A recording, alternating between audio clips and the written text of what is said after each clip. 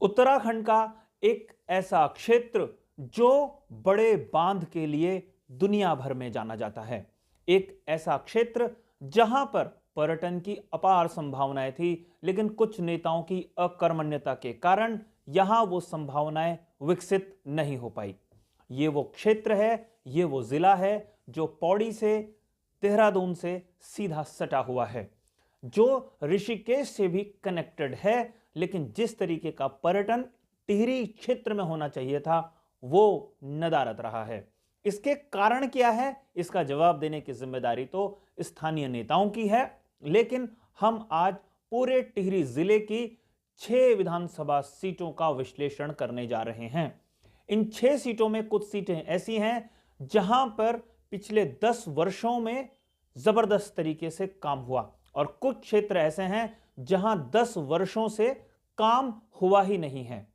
कौन जिम्मेदार है, यह हम जानने की कोशिश लगातार करते रहते हैं, लेकिन दर्शक भी अगर बताएं तो हमको अपने अगले वीडियोस बनाने में थोड़ी मदद मिल सकती है। टिहरी जिले की 6 विधानसभा सीटों का मैं आज विश्लेषण करने जा रहा हूं, लेकिन अपने विश्लेषण पर मैं आगे बढ़ूं उससे पहले आप तमाम दर्शकों से मेरा आग्रह, अगर आपने अभी तक इस चैनल को सब्सक्राइब नहीं किया है तो इस चैनल को सब्सक्राइब आप जरूर कर लीजिए। नमस्कार, मैं हूं मनमोहन भट्ट। उत्तराखंड का टिहरी गढ़वाल क्षेत्र एक ऐसा क्षेत्र जो बड़े बांध के लिए मशहूर है, बिजली उत्पादन के लिए मशहूर है, लेकिन खास तौर पर टिहरी विधानसभा की अगर हम बात करें तो जो विकास यहां का होना चाहिए था वो पिछले 10 वर्षों में नहीं हो पाया है। मैं पिछले 10 वर्षों का खाका इसलिए खींचने की कोशिश कर रहा हूं कि जो आर्थिक तरक्की पर्यटन के क्षेत्र में और उद्योगों के क्षेत्र में पिछले 10 वर्षों में हुई है वो तरक्की नहीं हो पाई है टिहरी विधानसभा क्षेत्र में। जबकि टिहरी से ही सटी हुई एक दूसरी विधानसभा है जो नरेंद्रनगर विधानसभा है, वहां पर पिछले 10 वर्षों में अगर विकास के खाके की हम बात करते हैं तो बहुत सारी नई नई योजनाएं दिखाई भी दी हैं। कई ऐसे पुल दिखाई दिए हैं जिनसे विकास सीधे तौर पर दिखाई देता है। हम एक एक करके हर विधानसभा सीट का विश्लेषण करेंगे और समझाएंगे कि यहां पर कैसे निर्दलीय जीत गए, यह भी दिखाएंगे कैसे एनसीपी भी यहां पर अपना जनाधार खोजने की कोशिश करती रही, जीत भी हासिल करी, यूकेडी भी जीत हासिल करती रही, लेकिन फिर भी उत्तराखंड के कई क्षेत्रों में यूकेडी का अस्तित्व खत्म होता जा रहा है। 2002 में उत्तराखंड के टिहरी जिले में 6 विधानसभा सीटें थी, अभी भी 6 विधानसभा सीटें हैं। परिसीमन का कोई असर टिहरी में नहीं पड़ा है। अब हम बात करते हैं टिहरी में किशोर उपाध्याय 2002 में जीत गए थे, उन्होंने रतन सिंह गुनसोला को हराया। कांग्रेस के किशोर उपाध्याय, बीजेपी के रतन सिंह गुनसोला। प्रतापनगर में फूल सिंह बिष्ट कांग्रेस के विधायक बन गए, विजय पंवार को उन्होंने हरा दिया। विजय पंवार इंडिपेंडेंट चुनाव लड़ रहे थे। नरेंद्रनगर से सुबोध उनियाल चुनाव जीत गए कांग्रेस के टिकट से, उन्होंने बीजेपी के भारी भरकम लाखीराम जोशी को पटखनी दे दी थी। घनशाली से बलबीर सिंह नेगी चुनाव जीत गए। यह सीट बहुत महत्वपूर्ण है क्योंकि एनसीपी नेशनलिस्ट कांग्रेस पार्टी के टिकट से बलबीर सिंह नेगी जीते और अबल सिंह बिष्ट जो कांग्रेस के प्रत्याशी थे उनको उन्होंने हराया। धनौल्टी रिजर्व सीट थी, आरक्षित सीट थी, यहां से कौलदास कांग्रेस के टिकट पर चुनाव जीते और खजान दास बीजेपी के जो प्रत्याशी थे उनको हराया। देवप्रयाग से मंत्री प्रसाद नैथानी चुनाव जीत गए और उन्होंने रघुवीर पंवार जो भारतीय जनता पार्टी के प्रत्याशी थे उनको चुनाव में पटखनी दे दी।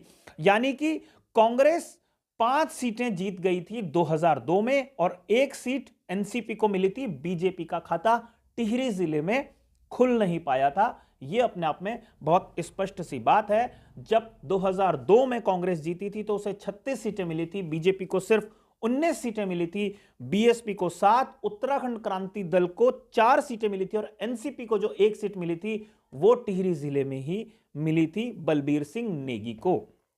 2007 का विधानसभा चुनाव थोड़ा परिदृश्य बदल जाता है। 34 विधानसभा सीटों पर बीजेपी जीतती है, 21 पर कांग्रेस जीती है, बीएसपी 8 पर, उत्तराखंड क्रांति दल 3 पर और इंडिपेंडेंट 3 चुनकर आते हैं।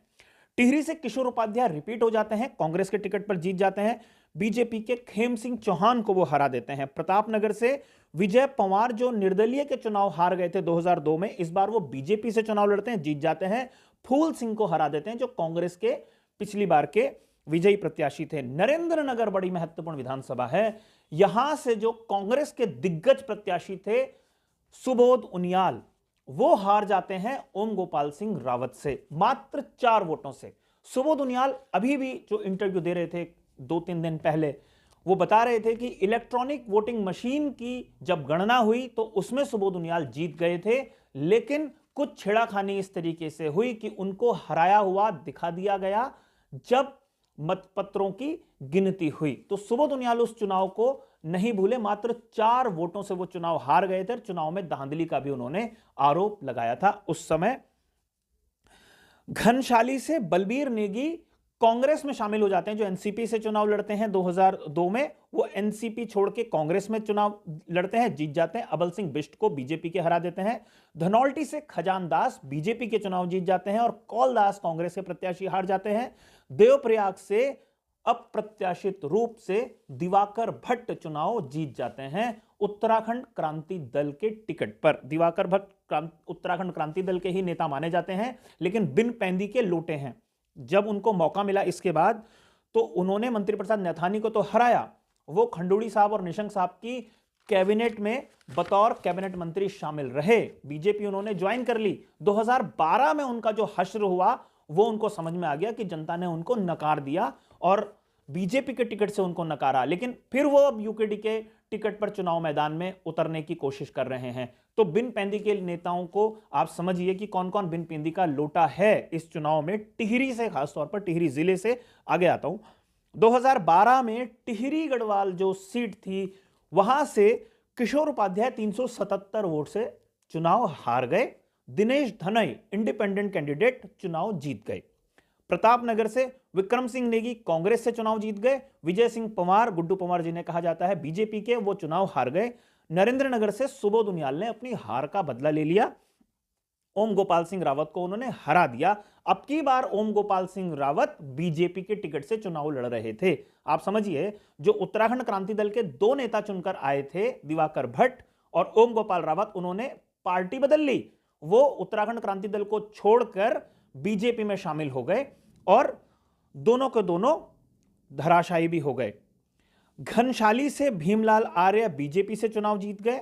धनीलाल शाह कांग्रेस के चुनाव हार गए। धनौल्टी से बीजेपी के महावीर रांगड़ चुनाव जीत गए। मनमोहन सिंह चुनाव हार गए। देवप्रयाग से मंत्री प्रसाद नैथानी निर्दलीय के तौर पर चुनाव जीत गए। ये 2012 की मैं बात बता रहा हूं। और दिवाकर भट्ट को उन्होंने धूल चटा दी। अब ओम गोपाल सिंह रावत और दिवाकर भट्ट, इन दोनों नेताओं को आप देखिए, ये दोनों नेता उत्तराखंड क्रांति दल के थे, 2007 में जीत कर आए, लेकिन दोनों की परफॉर्मेंस इतनी खराब थी कि इन्होंने उत्तराखंड क्रांति दल का तो बंटाधार किया ही किया है, अपनी अपनी विधानसभा सीटें नहीं बचा पाए। तो उत्तराखंड क्रांति दल के नेताओं का क्या हाल उत्तराखंड की जनता ने किया है, यह देखने वाली बात है। चाहे वो बीजेपी से चुनाव लड़े और चाहे वो कांग्रेस से चुनाव लड़े, उनको धूल चटाई है जनता ने। यानी जनता ने यूकेडी के किसी भी नेता पर भरोसा नहीं किया, चाहे दिवाकर भट्ट हो, चाहे ओम गोपाल रावत हो। दूसरी बार भरोसा नहीं किया, पहली बार टेस्ट कर लिया, टेस्ट में शायद वो फेल हो गए, इसलिए भरोसा नहीं किया। अब बात करते हैं 2017 के विधानसभा चुनाव की। यह बहुत अप्रत्याशित चुनाव था। दल बदल के बाद बीजेपी की, मोदी की जबरदस्त लहर पूरे उत्तराखंड में थी। टिहरी में भी वो लहर दिखाई दी। लेकिन एक महत्वपूर्ण बात यहां पर यह हुई कि जो उत्तराखंड क्रांति दल के नेता थे, उनको या तो जनता ने एक बार फिर से नकार दिया या वो किसी भी तरीके से अपनी जान छुड़ाई उन्होंने इस चुनाव में। मैं धीरे धीरे सिलसिलेवार बताऊंगा। धन सिंह नेगी बीजेपी से चुनाव जीत गए पहली बार। टिहरी से उन्होंने दिनेश धनई को धूल चटा दी। प्रतापनगर से विजय पंवार चुनाव जीत गए, विक्रम सिंह नेगी को उन्होंने हरा दिया। नरेंद्र नगर से सुबोध उनियाल एक बार फिर जीत गए। ओम गोपाल रावत निर्दलीय चुनाव लड़ रहे थे, पहली बार यूकेडी से लड़े, फिर वो भारतीय जनता पार्टी में शामिल हो जाते हैं। भारतीय जनता पार्टी में वो किसी तरीके से जीत हासिल करने की कोशिश करते हैं, लेकिन उनको धक्का लग जाता है, चुनाव नहीं जीत पाते। उसके बाद फिर वो निर्दलीय के रूप में चुनाव मैदान में उतर आते हैं। निर्दलीय इसलिए उतर आते हैं क्योंकि कांग्रेस उनको टिकट नहीं देती।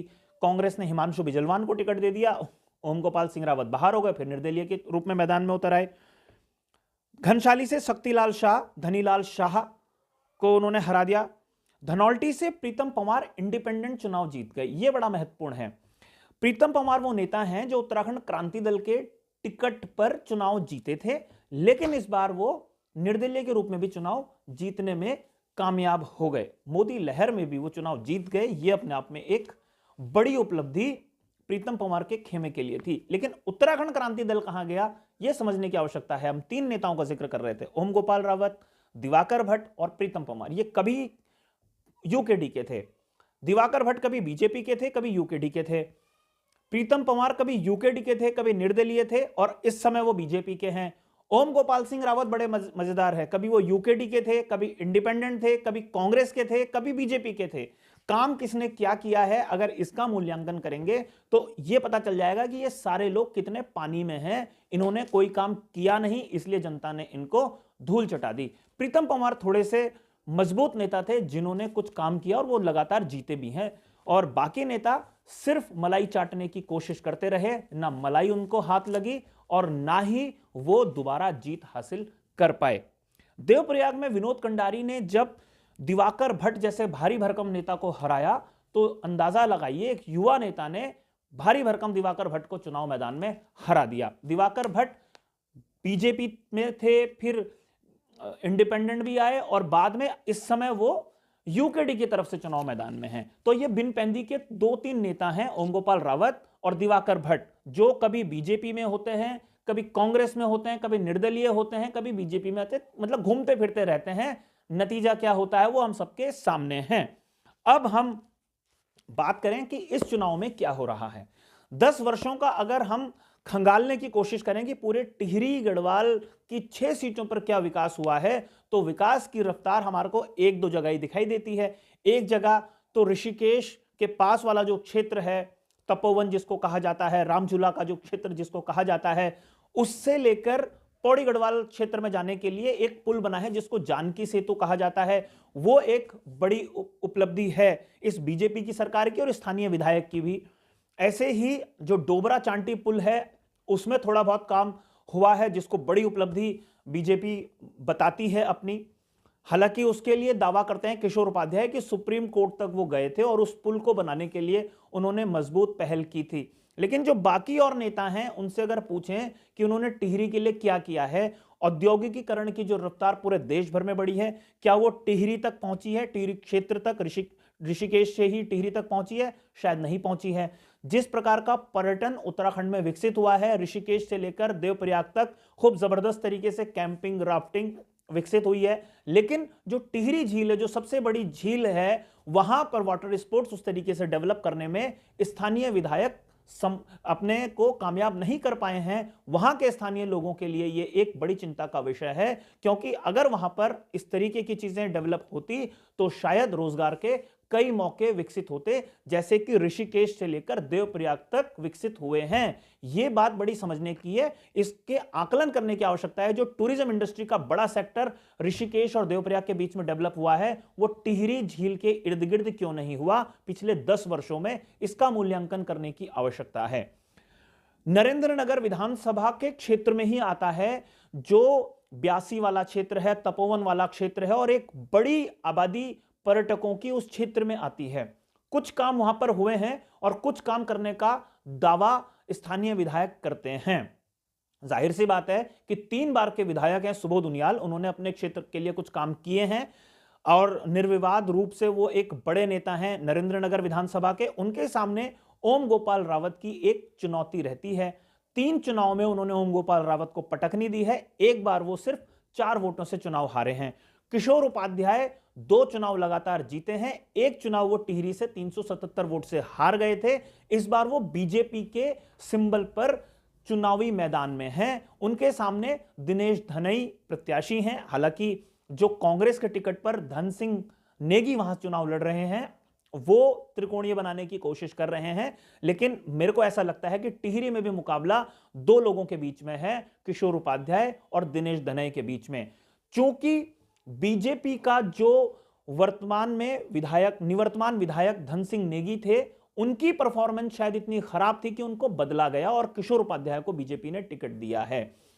दिनेश धनई अपनी पार्टी बनाकर अपनी ऊर्जा को दो जगह उन्होंने बांट दिया। उनके बेटे के भी चुनाव लड़ने की खबरें हैं ऋषिकेश से, और वो खुद टिहरी से कहीं ना कहीं अपनी कोशिशों में जुटे हुए हैं। बीजेपी के लिए एक बड़ी समस्या धनौल्टी विधानसभा सीट है, क्योंकि वहां पर उनके जो पूर्व विधायक महावीर रांगड़ हैं, उन्होंने मामले को त्रिकोणीय बना दिया है, और उसका फायदा कांग्रेसी उम्मीदवार को मिलता हुआ नजर आ सकता है, क्योंकि बीजेपी के खेमे के वोट दो लोगों के बीच में बट रहे हैं। प्रीतम सिंह पंवार जो पहले यूकेडी के विधायक थे, फिर निर्दलीय विधायक थे, अब वो बीजेपी के टिकट पर चुनाव लड़ रहे हैं। देवप्रयाग विधानसभा सीट ऐसी है जहां पर मंत्री प्रसाद नैथानी हैं, जहां पर दिवाकर भट्ट हैं, जहां पर बीजेपी से विनोद कंडारी हैं। इन तीनों लोगों के बीच में भी मुकाबला है। यह देखना बहुत दिलचस्प होगा इस चुनाव में भी कि जो उत्तराखंड क्रांति दल की बैकग्राउंड के 3 नेता हैं, उनका क्या होगा। ओम गोपाल रावत का इस बार क्या होगा। नरेंद्रनगर विधानसभा से उत्तराखंड क्रांति दल के बैकग्राउंड के ही प्रीतम पंवार है धनौल्टी से, उनका क्या होगा। और उत्तराखंड क्रांति दल बैकग्राउंड के ही नेता हैं दिवाकर भट्ट, उनका क्या होगा। लेकिन यह जवाब सबको देना होगा कि पिछले 10 वर्षों में आपने क्या क्या उपलब्धियां हासिल की हैं अपने अपने क्षेत्र में, और जब जब आप विधायक रहे हैं तो आपने ऐसी कौन सी उपलब्धि हासिल की है कि आप बता सकें, जनता भी गर्व कर सके कि उनके विधानसभा क्षेत्र में यह उपलब्धि हासिल हुई है। साथियों, टिहरी गढ़वाल की इस रिपोर्ट में फिलहाल इतना ही। अगली रिपोर्ट में आपसे एक बार फिर मुलाकात होगी, लेकिन जाते जाते आपसे आग्रह, अगर आपने अभी तक इस चैनल को सब्सक्राइब नहीं किया है तो इस चैनल को आप सब्सक्राइब जरूर कर लीजिए, और अगर आपको ये रिपोर्ट पसंद आई हो तो इसे लाइक कीजिए, इसे शेयर कीजिए, अपने मित्रों तक भेजिए। अगली रिपोर्ट में एक बार फिर मुलाकात करेंगे, तब तक के लिए नमस्कार।